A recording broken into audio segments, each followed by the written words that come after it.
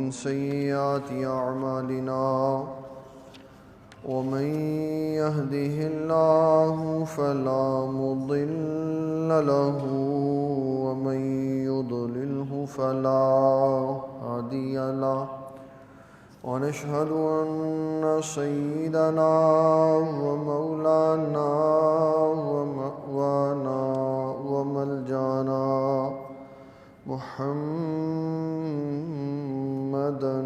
عبده ورسوله. أما بعد فقد قال الله تبارك وتعالى في شان حبيبه صلى الله تعالى عليه وسلم: إن الله وملائكته يصلون على النبي يا أيها الذين آمنوا صلوا عليه وسلموا تسليما. الصلاة والسلام عليك يا سيدي يا رسول الله وعلى آلك وأصحابك يا سيدي يا حبيب الله. الصلاة والسلام عليك يا سيدي يا سيد المرسلين وعلى آلك وأصحابك يا سيدي يا خاتم النبيين. السلام علیکم ورحمۃ اللہ وبرکاتہ. اللہ تعالیٰ کے فضل و کرم، اس کی توفیق اور عنایت سے آج ہم جمعہ کے درس میں موجود ہیں. اللہ تعالیٰ ہمیں صحیح معنوں میں حضور صلی اللہ تعالیٰ علیہ وسلم کی کامل محبت عطا فرمائے. حضرت سیدنا ابو ہریرہ رضی اللہ تعالیٰ عنہ ارشاد فرماتے: حضور صلی اللہ تعالیٰ علیہ وسلم نے فرمایا، انسان کے مال، اعمال اور اولاد، ان کی مثال ایسے دوست کی طرح ہے کہ جو 3 درجات کی درجہ بندی میں کھڑے ہوتے ہیں. ایک دوست وہ ہے جو یہ کہتا ہے کہ تیری میری دوستی مرنے سے پہلے تک. دوسرا دوست کہتا ہے تیری میری دوستی زندگی میں ہے، مرنے کے بعد نہیں ہے. اور تیسرا وہ ہے جو کہتا ہے کہ تیری اور میری دوستی ہمیشہ رہے گی، چاہے تو زندہ رہے چاہے نہ رہے. تو آقا کریم صلی اللہ تعالیٰ علیہ وسلم نے فرمایا، اولاد جو ہے، اولاد اہل و عیال، یہ مرنے تک ساتھ ہوتے، مرنے کے بعد تدفین کر کے واپس چلے جاتے. مال مرنے سے پہلے تک ساتھ ہوتا ہے، روح نکلنے کے بعد ختم ہو جاتا، ساتھ نہیں جاتا. فرمایا لیکن اعمال ایسے ہیں جو مرنے سے پہلے بھی ساتھ ہوتے ہیں، مرنے کے بعد بھی ساتھ ہوتے ہیں. تو وفادار کون ہوئے؟ اعمال. کون ہوئے؟ سوال جواب کن کا ہوگا؟ اعمال کا. فائدہ کون دیں گے؟ اعمال. اللہ اکبر. انس بن مالک رضی اللہ تعالیٰ عنہ آپ ارشاد فرماتے ہیں، نبی صلی اللہ تعالیٰ علیہ وسلم ارشاد فرماتے ہیں کہ فقیر اور مالدار یہ سوال ضرور کریں گے کہ کاش قیامت والے دن اللہ تعالیٰ ان کو بخش دے، سوال نہ کرے پھر تو ٹھیک ہے، لیکن جب ان کو دولت کا حساب و کتاب دینا پڑے گا تو پھر اللہ سے سوال کریں گے، مولا اتنے زیادہ کیوں پیسے دیے تھے، نہ دیتا. اور جب ایسی بات ہوتی ہے نا کہ بتایا جائے کہ مال وبال بن جاتا، تو اس سے وہ مال مراد ہوتا ہے جس کی زکوٰۃ نہیں دی جاتی. جس مال کی زکوٰۃ دی جائے اس کا وہ وبال نہیں ہے، وہ وبال نہیں. جس کا خزانہ، جس کو خزانہ کہا گیا نا، وہ مال ہوتا ہے جس کی زکوٰۃ نہیں دی جاتی، اور جس کی زکوٰۃ دے دی جائے وہ خزانے میں شمار نہیں ہوتا. ان کثیرا من الاحبار والرہبان لیأکلون اموال الناس بالباطل. اور والذین یکنزون الذہب والفضة ولا ينفقونها فی سبیل اللہ، کہ خزانہ وہ ہے جس کے اندر سے زکوٰۃ ادا نہیں کی. جو زکوٰۃ دی جائے وہ خزانے میں شمار نہیں.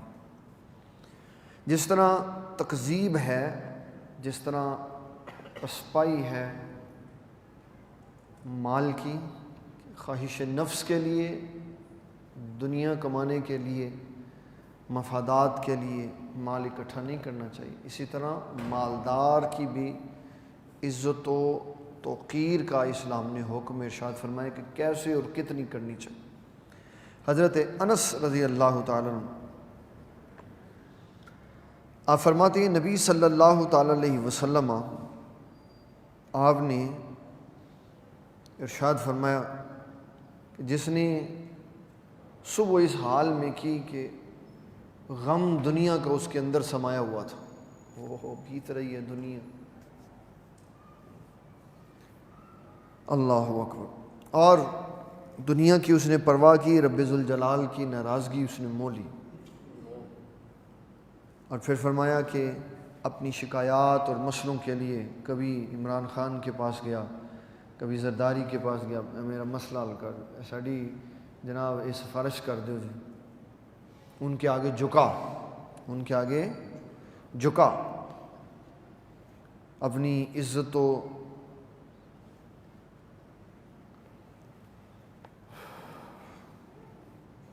وقار کا اس نے خیال نہ رکھا. تو نبی صلی اللہ تعالیٰ علیہ وسلم ارشاد فرماتے قیامت والے دن دو چیزیں اس کا انتظار کریں گے، ایک اللہ تعالیٰ کا غضب و جلال، اور دوسرا دوزخ کی آگ. یہ اس کا انتظار کریں گے جس نے مالدار کے مال کی وجہ سے اس کا احترام کیا. ایسے ہی ہوتا ہے نا، کسی کا احترام اس کے مال کی وجہ سے کیا جاتا ہے. کہتے ہیں بہت غصے والا بندہ تھا، تو غریب بھی تو غصے والا ہوتا ہے لیکن اس کی تو کوئی نہیں پرواہ کرتا. یہ اس کے غصے کی کیوں پرواہ؟ وہ ایک ادھر منسٹر ہے، نام نہیں میں لیتا، کیوں کہ دل ملے ہوتے ہیں، ایسے کر کے سلام کرتا ہے، ایسے انگلی لگاتا ہے. تو اس کو کس چیز کا تکبر ہے؟ باپ کی دولت کا تکبر ہے. اور لوگ اس بے نمازی فاسق و فاجر، آپ کو پتہ ہے فاسق کس کو کہتے ہیں؟ ہمارے عرف میں کہتے ہیں فاسق وہ بندہ ہوتا ہے جو گنہگار ہوتا ہے. کیا ہوتا ہے؟ گنہگار ہوتا ہے. لیکن حقیقت میں فاسق کا معنی یہ ہوتا ہے لغت کے اعتبار سے کہ کوئی پھل ہو نا، اس کے اندر گٹھلی ہو، گٹھلی، تو پھل کو پیچھے سے دبائیں تو کھچ کر کے وہ گٹھلی باہر نکل جاتی ہے. اس گٹھلی کے نکلنے کو فسق کہتے ہیں. اس گٹھلی کے نکلنے کو، تو جو بندہ دین سے باہر نکلا ہوتا ہے نا اس کو فاسق کہتے ہیں، اس کو فاسق کہتے ہیں. اس نے اپنی حدود و قیود سے اپنے آپ کو باہر نکال لیا، وہ فاسق ہو. اور یہ ابتدائی درجہ ہے، فسق ابتدائی درجہ ہے. اس کا انجام کار ملحد کی صورت میں ہوتا ہے، بے دین ہو جاتا ہے جو فسق و فجور میں اپنے آپ کو بچا کے نہیں رکھتا. اللہ اکبر. حضرت عبد الرحمن بن عوف رضی اللہ تعالیٰ عنہ کی حدیث ہے، نبی صلی اللہ تعالیٰ علیہ وسلم نے فرمایا اللہ تعالیٰ شیطان پہ لعنت فرماتا.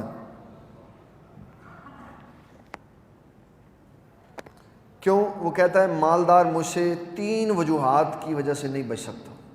مالدار 3 وجوہات کی وجہ سے نہیں بچ سکتا. نمبر 1، کماتا حرام ذریعے سے. اگر حرام کماتا، اگر وہ مالدار تقوی کے ساتھ ہے تو پھر نور علی نور.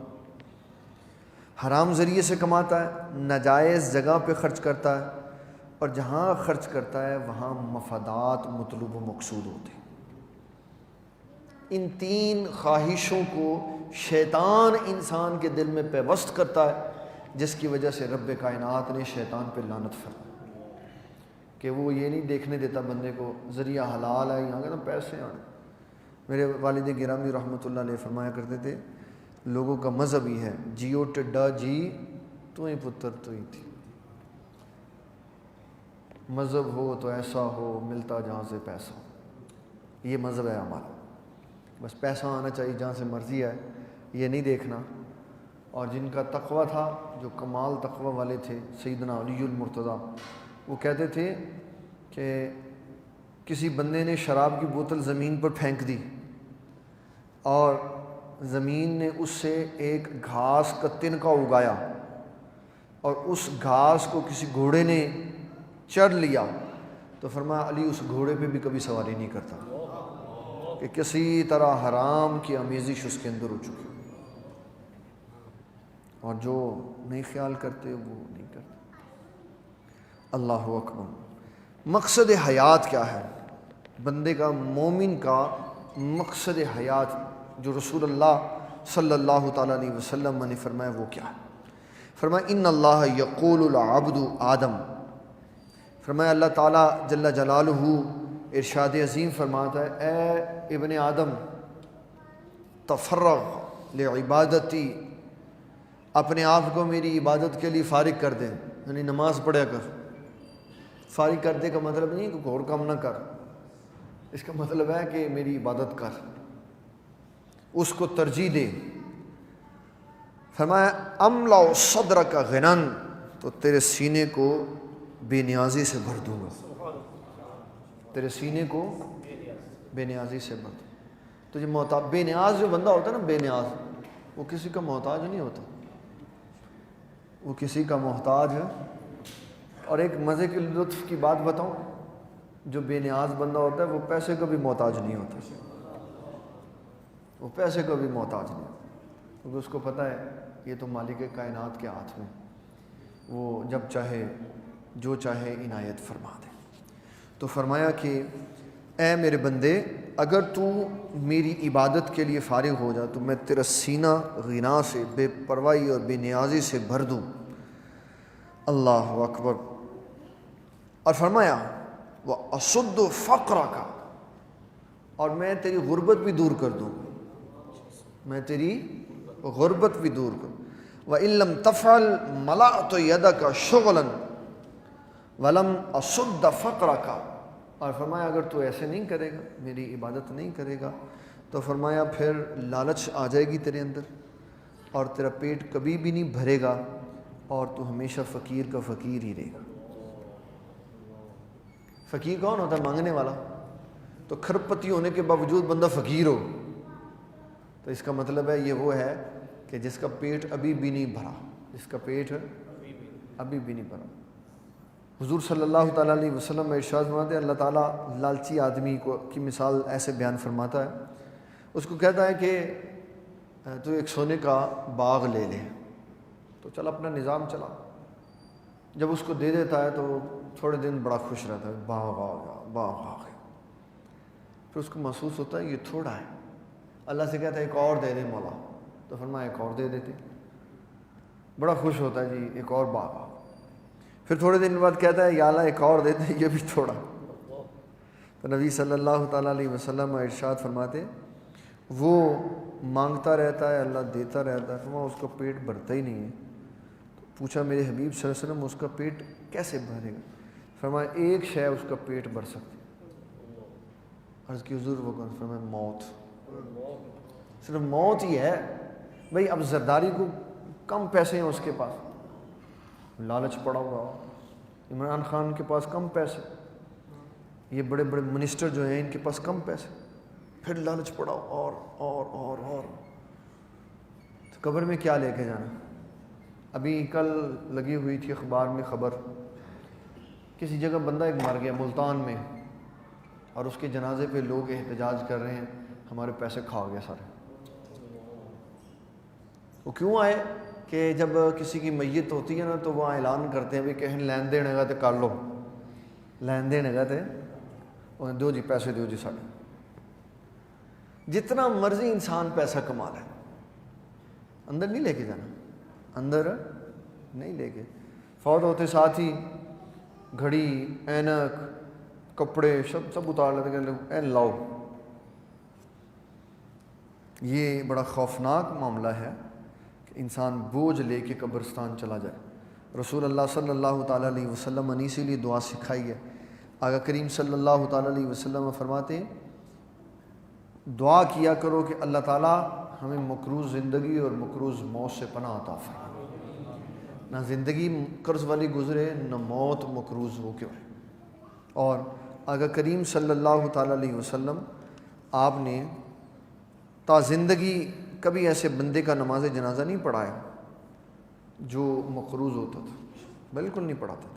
کیوں؟ نماز جنازہ ہے ہمدردی، نماز جنازہ ہے ہمدردی، اور ایک طرف ہمدردی ہو رہی ہے، دوسری طرف اسی نے کسی کا مال اپنے پاس رکھا. تو آقا کریم صلی اللہ تعالیٰ علیہ وسلم فرما دیتے تھے، کہتے تھے کہ اگر یہ مقروض ہے تو تم نماز جنازہ پڑھ لو. کوئی ایسا ہوتا کہ جس کے بارے میں صحابہ یہ چاہتے کہ حضور پاک صلی اللہ علیہ وسلم ہی اس کی نماز جنازہ تو پھر کوئی کہہ دیتا حضور میں اس کا قرض دے دوں گا، آپ نماز جنازہ پڑھا. تو پھر حضور پاک صلی اللہ علیہ وسلم نماز جنازہ پڑھا. لیکن اس کے اندر پورا ایک اصول ضابطہ ہے، پورا ایک اصول ضابطہ ہے قرض لینے اور دینے کے بارے میں. ہمارے ہاں بالکل بے ترتیبی ہے. قرض لے لو، چاہے لکھا لو، چاہے گواہ بنا لو.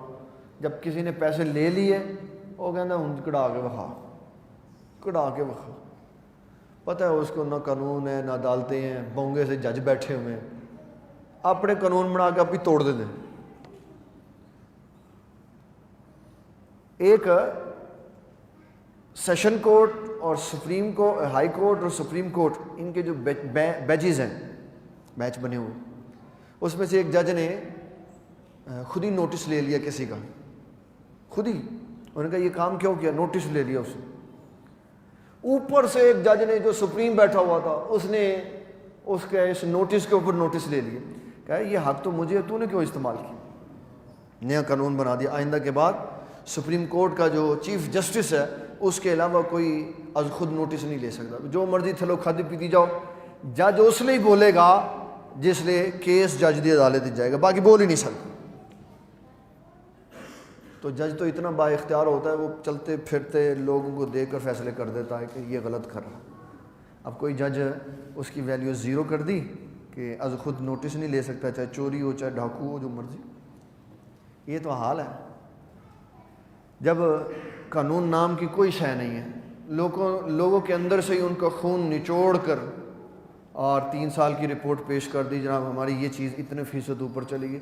یہ دیکھو لوگ کتنے مرے ہیں، کتنے لوگوں کا خون چوسا ہے تم نے. اسی لیے تو ہم باتیں سناتے ہیں تاکہ عقل کرو.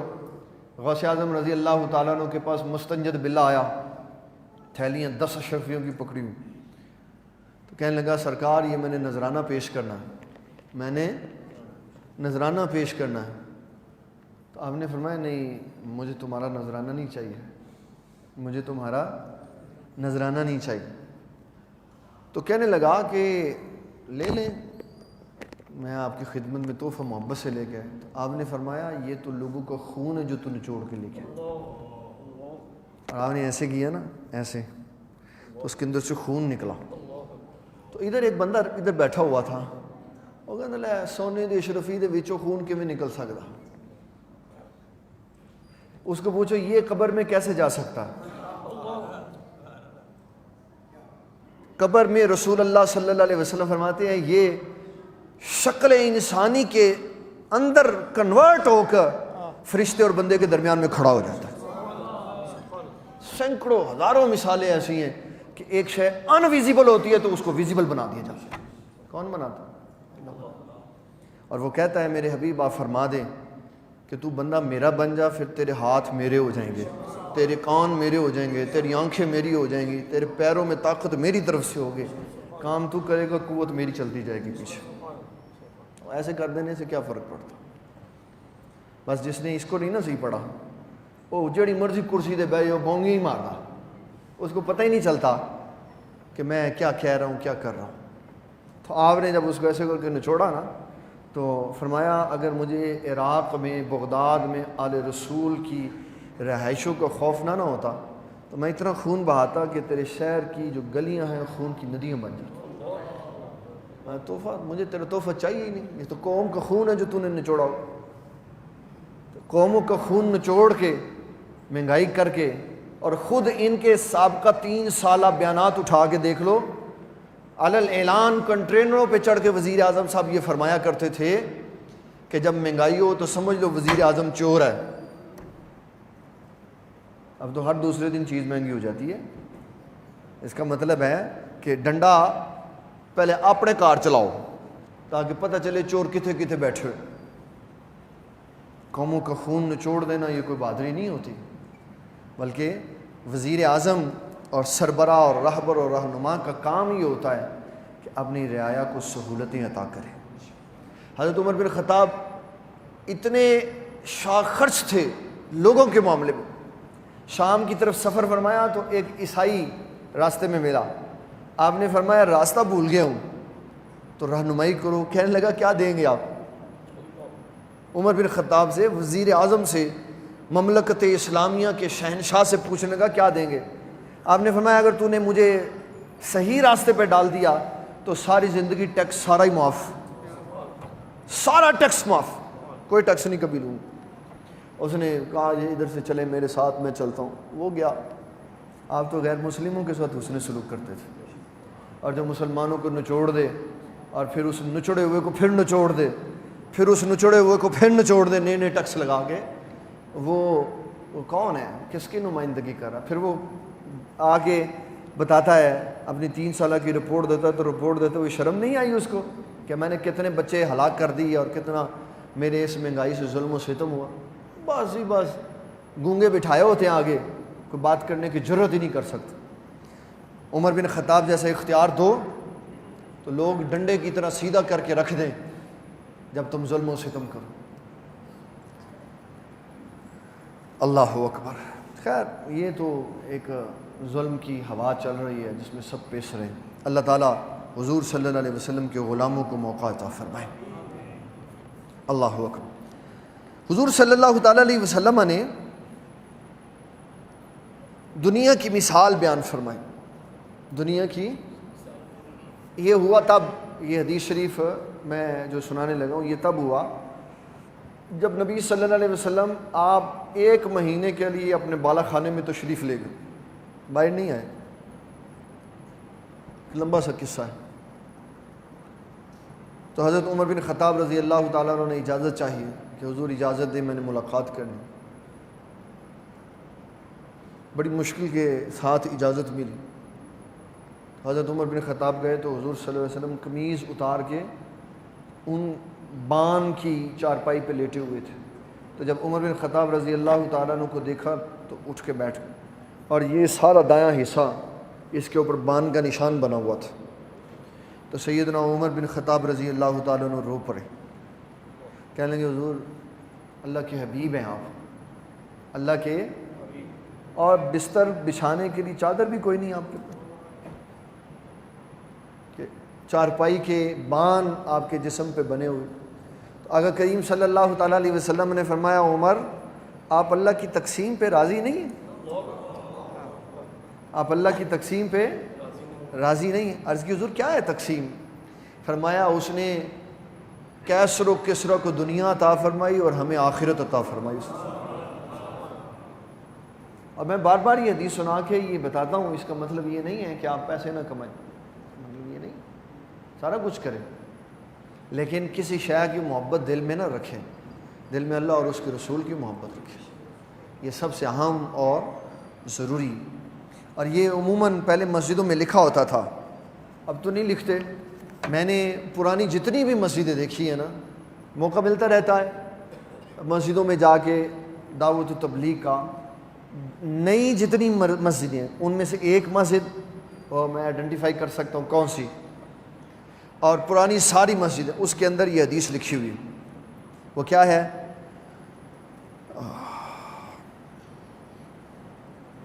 مشکات شریف کی حدیث ہے، مسلم شریف میں ہے، ترمذی میں ہے، ابن ماجہ میں ہے، مسند احمد میں یہ حدیث ہے۔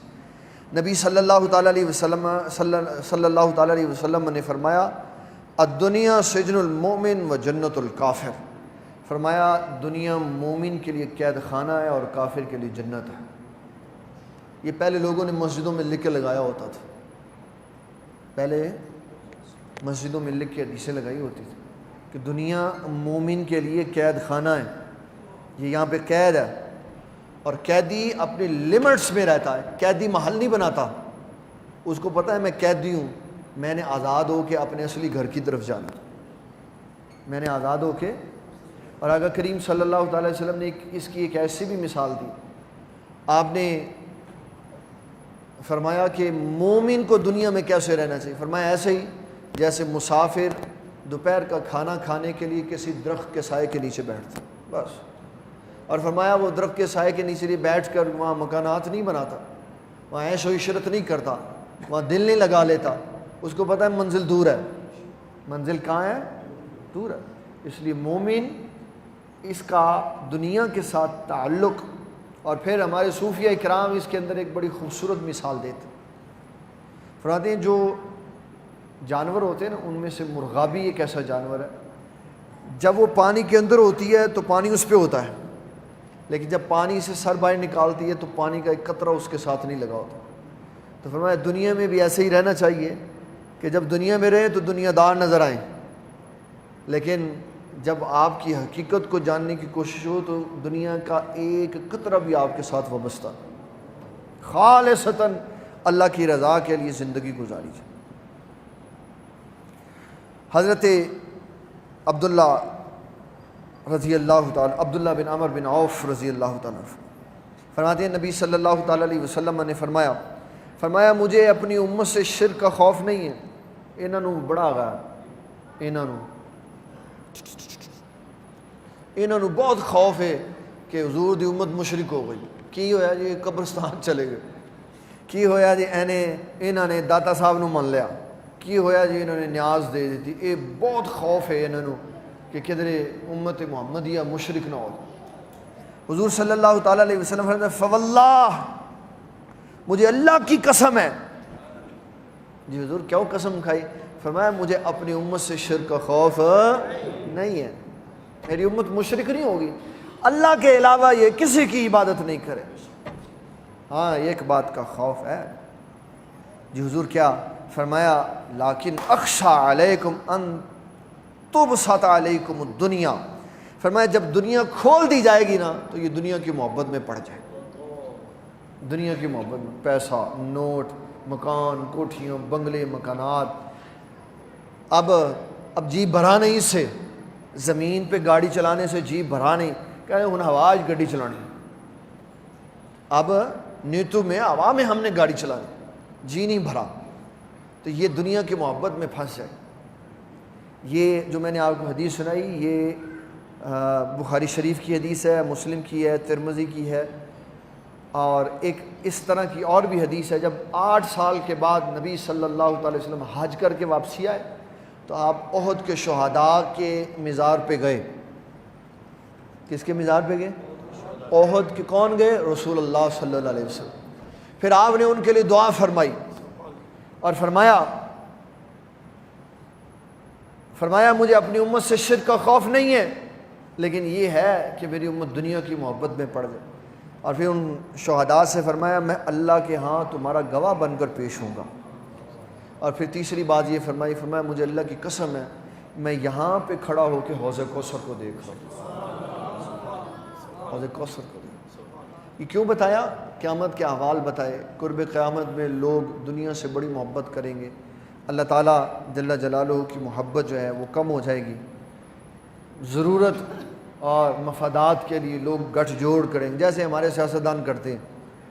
ایک ہی بندہ 40 سال سے حکومت میں، حکومتیں بدلتی رہتی، وہ نہیں بدلیا کبھی بھی، یہ حکومت آئی تو ان کے ساتھ، وہ حکومت آئی تو ان کے ساتھ، وہ حکومت آئی تو ان کے ساتھ، او آئی تو او امیر المومنین، اے آئی تو اے امیر المومنین، بی بی آئی تو او امیر المومنین، فلانی آئی تو او دے نال امیر المومنین دا چڈا پھڑا دیتا۔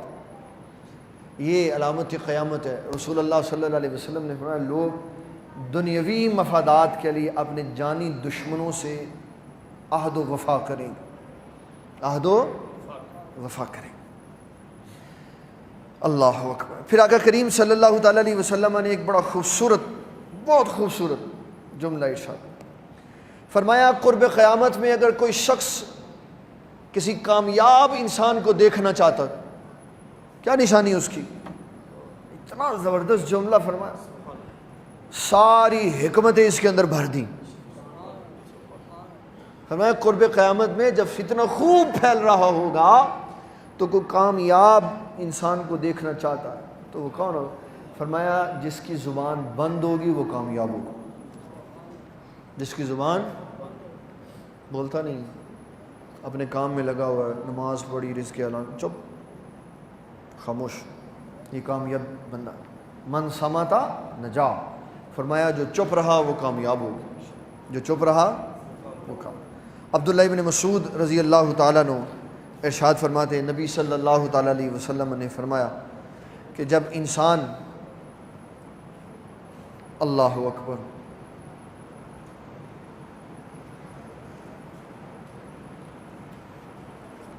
یہ حدیث مبارک ہے جو میں آپ کی خدمت میں عرض کرنے لگا ہوں، مشکات شریف کی، حدیث نمبر ہے 5228۔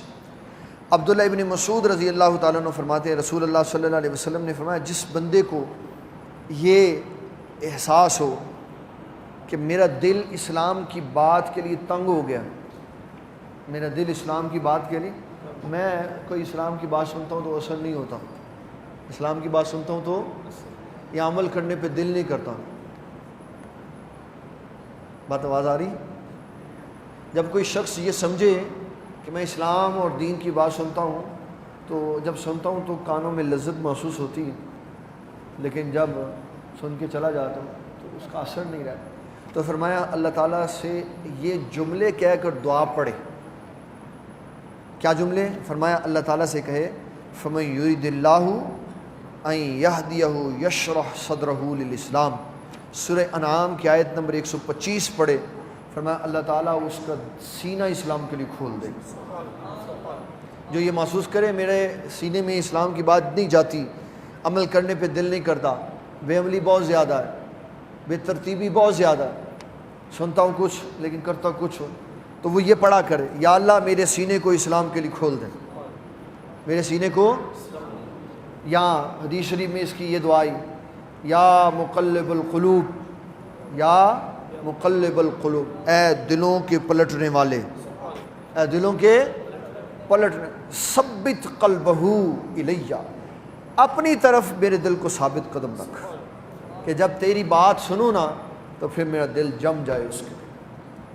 یہاں ایک حدیث شریف یہ آئی، اللہم مصرف القلوب صرف قلوبنا الی طاعتک، اے دلوں کے پھیرنے والے ہمارا دل اپنی فرما برداری کی طرف پھیر دے، ہمارا دل اپنی فرما برداری کی طرف، کیونکہ حضور صلی اللہ علیہ وسلم فرماتے ہیں اللہ تعالیٰ جل جلالہ کی یہ شان ہے کہ اس نے دلوں کو اپنی دو انگلیوں کے درمیان میں رکھا ہوا، چاہے تو ادھر پھیر دے چاہے تو ادھر پھیر دے،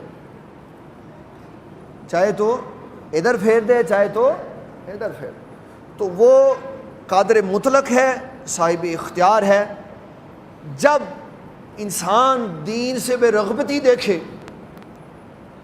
دل اسلام کی طرف نہ لگ رہا ہو، اللہ سے دعا کر، اللہم مصرف القلوب، سارے پڑھ لو ایک دفعہ، اللہم مصرف القلوب صرف قلوبنا الی طاعتک، الی طاعتک، یا اللہ ہمارے دل کو اپنی فرما برداری کے لیے پھیر۔ یہ حضور صلی اللہ تعالیٰ علیہ وسلم نے دعا سکھائی اور پھر نصیحت فرمائی، اللہ اللہ اللہ اللہ۔ جب ہمارے ہاں کوئی بندہ حج کے لیے جاتا ہے نا، یا نیا سال آتا ہے یا کوئی خاص رات آتی ہے تو ایک دوسرے کو معافی مانگ دے، آج میں گناہ کیتے جی معاف کر دے، میں تھوڑا دل دکھ، وہ تو ساڈا دل دکھایا، پیسے لے کے پیسے واپس دے، وہ دینا کوئی نہیں تو یہ کہنا مجھے معاف کر دو، بھائی جو ظلم کیا اس کا بدلہ دو، پیسے لیے تو واپس دو، تو معافی مل جاتی۔ داد صاحب رحمۃ اللہ نے کشف المعجوب شریف میں حضرت فضیل بن عیاض کا ذکر کرتے ہوئے یہ لکھا کہ جب بابا جی نے توبہ کی، کیا کی ہے؟ ڈاکوؤں میں بھی فرق ہوتا ہے، آپ ڈاکو تھے لیکن رحم دل تھے، اور یہ رحم اللہ کی نعمتوں میں سے ایک نعمت ہے، اللہ کی نعمتوں میں سے ایک نعمت ہے کہ جس قافلے کو لوٹتے تھے اس کے پاس اتنا مال چھوڑ دیتے تھے کہ اپنی منزل مقصود پہ چلا جاتا تھا۔ اور جب 2005 کا زلزلہ آیا تو جو اس وقت ڈاکو پیدا ہوئے انہوں نے لینٹروں کے بوجھ تلے جو عورتیں فوت ہو گئی تھی ان کے ہاتھوں سے سونے کی چوڑیاں اتارنے کے لیے بازو بھی کاٹ دی تھی۔ ہم اتنی بے حس، بے شرم اور بے حیا قوم ہیں۔ اب وہ بازو کیوں کاٹنے کی نوبت آئی؟ اس لیے کہ بوجھ کی وجہ سے بازو پھول گیا، اور جب بازو پھول گیا تو چوری ہلتی نہیں تھی، تو سونے کو حاصل کرنے کے لیے پھر اس کا بازو کاٹ دی۔ اور ایک یہ ہے فضیل بن عیاض جس کا مال لوٹا، اس کا سارا ایڈریس لکھا، اور جب اللہ نے توبہ کی تو جا کے پیسے بھی واپس کر گئے اور معافی بھی مانگ کے آئے۔ اگر کسی کے اوپر ظلم کیا نا تو اللہ سے معافی مانگنے سے بات نہیں ہونی، اللہ سے معافی مانگنے سے بات اس کے پاس جاؤ جس کا حق غصب کیا ہے، اس سے جا کے حق بھی واپس دو اور اپنی غلطی کی بھی معافی مانگو، پھر وہ معاف کرے تو پھر سمجھو اللہ کی بارگاہ میں معافی قبول ہو گئی ہے۔ اس لیے ظلم کرنے سے پہلے سوچ لینا چاہیے۔ اللہ اکبر۔ حضرت ابو ایوب انصاری رضی اللہ تعالیٰ عنہ آپ فرماتے ہیں جب نبی صلی اللہ تعالیٰ علیہ وسلم نے مجھے نصیحت فرمائی تو فرمایا ابو ایوب انصاری جب نماز پڑھنے کے لیے کھڑے ہو تو ہر نماز میں یہ سمجھنا کہ یہ آخری نماز ہے تاکہ صحیح کر کے اس کو پڑھو۔ اور میں جب نماز پڑھتا ہوں تو میں یہ کرتا ہوں، یہ سوچتا ہوں اوہ حالت تو بڑا ٹائم پہ ہے، اینو چھیتی دے نال پڑھ لو پھر اگوں ویکھ لواں۔ یہ کس نے سرٹیفکیٹ لے کے دیا ہے کہ میرے پاس بڑا وقت؟ کسی کے پاس نہیں، کسی کے پاس ہے، کسی کے پاس بھی نہیں ہے۔ اللہ والے ہوتے ہیں اللہ تعالیٰ موت سے پہلے ان کو اطلاع دے دیتا ہے، لیکن یہ اختیار نہیں ہے کسی کے پاس کہ موت سر پہ کھڑی ہو اور وہ کہے نہیں اسی نہیں جانا جی، اسی نہیں جانا۔ تو آپ نے حضرت ابو ایوب انصاری سے فرمایا جب تم نماز کے لیے کھڑے ہو ایسے نماز پڑھو جیسے یہ آخری نماز، ایسے نماز پڑھو جیسے آخری نماز، اس کے بعد موقع نہیں ملنے والا۔ دوسرے نمبر پر فرمایا کبھی کسی سے ایسی بات مت کہو کہ بات کہنے کے بعد تمہیں اس سے معافی مانگنی پڑے۔ یہ نصیحت رسول اللہ فرما رہے سر۔ معافی جو مانگنی ہے جناب من معاف کر دو میری زبان پھسل گئی تھی، پہلے اس نو لگام پا کے رکھ۔ کس لیے اللہ نے 32 دانت اس کے سامنے لگائے؟ کس لیے 2 ہونٹ مضبوط اس کے سامنے لگائے کہ اس کو دبا کے رکھ، یہ پھسل جاتی ہے۔ بھائی نے معافی دے دیو جی، ان کیڑی معافی؟ نبی صلی اللہ علیہ وسلم نے سفر معراج میں دیکھا کہ ایک سوراخ سے بڑا سا بیل باہر نکل آیا، اب وہ کوشش کر رہا ہے کہ واپس چلا جائے، نہیں جا رہا۔ عرض کی حضور یہ مثال پتہ ہے کس چیز کی؟ آپ نے فرمایا کس چیز؟ عرض کی حضور یہ ان لوگوں کی مثال ہے جو اپنے چھوٹے منہ سے بڑی بات باہر نکال دیتے، پھر کوشش کرتے ہیں واپس چلے جاتے، نہیں جا سکتے۔ اور عرب میں یہ محاورہ مشہور ہے، کہتے ہیں جراحت اللسان اصعب من جراحت السنان۔ فرمایا جو گھاؤ، جو زخم تلوار دیتی ہے وہ بھر جاتا ہے، اور جو زخم زبان دیتی ہے وہ کبھی نہیں بھرتا، اس لیے اس کو سنبھال کر رکھیں۔ تو آقا کریم صلی اللہ تعالیٰ علیہ وسلم نے فرمایا ایسی بات مت کرو جس کے بعد تمہیں بات کرنے کے بعد معافی مانگنی پڑے۔ اور تیسرے نمبر پر نبی صلی اللہ علیہ وسلم نے اتنا زبردست جملہ ارشاد فرمایا اگر تم چاہتے ہو کہ تمہارا اللہ سے تعلق جڑ جائے، کون چاہتا ہے؟ کام موقع ذرا میں سنا لگی، بات مشکل ہے، ایسے ہی نہیں ہاتھ کھڑا کر دے، پہلے سن لینا، پہلے کہنا سی کیا ہے، پہلے 10 گل سنا، اور یہ نہ ہو بعد میں بات ہی نہ پسند آئے تو ہوں تو اسی پھنس گئے ہیں جناب۔ نبی صلی اللہ تعالیٰ علیہ وسلم نے فرمایا اگر تم یہ چاہتے ہو کہ تمہارا اللہ سے رابطہ جڑ جائے، اللہ کی طرف تمہاری امید بندھ جائے، اللہ سے تمہارا راستہ سیدھا ہو جائے، فرمایا دنیا کے سارے افراد سے مایوس ہو جاؤ۔ کسے؟ مایوس ہو جاؤ۔ دنیا کے افراد سے مایوس، جو اپنی اپنی ضروریات لوگوں سے وابستہ کی ہوئی ہے نا، اس سے مایوس ہو جاؤ کہ کوئی کچھ نہیں میرا کر سکتا، جو کرنا ہے رب نے کرنا ہے، تو فرمایا رب سے تمہارا تعلق جڑ جائے۔ لیکن یہ ہم کرتے ہی نہیں، عہدے کھول جا، عہدے کھول جا، عہدے کھول جا، عہدے کھول جا۔ حضرت عمر بن خطاب نے ایک بندے کو کہا قرآن شریف پڑھو، قرآن شریف پڑھو، تیرا رب سے تعلق جڑ جائے گا۔ وہ بندہ 2-4 دن بعد آ جاتا تھا، جی پیسے دو جی، پیسے موک گئے، پیسے دو جی، پیسے موک گئے۔ آپ نے فرمایا قرآن شریف پڑھا کر، اللہ سے رابطہ تیرا جڑ جائے۔ کافی دن نہیں آیا، آپ نے فرمایا ایک دن رستے میں ملا تو فرمایا یار آتے نہیں۔ کہنے لگا جب سے قرآن کی تلاوت شروع کی ہے اللہ نے سارے رابطے توڑ کے اپنے ساتھ جوڑ دیا۔ ہم کوئی ایسا کام تو کرتے ہی نہیں ہے جس سے ہمارا اللہ سے رابطہ جڑے۔ جتنے بھی مسائل ہیں وہ اللہ تعالیٰ سے بے دوری، بے تعلقی کی وجہ سے۔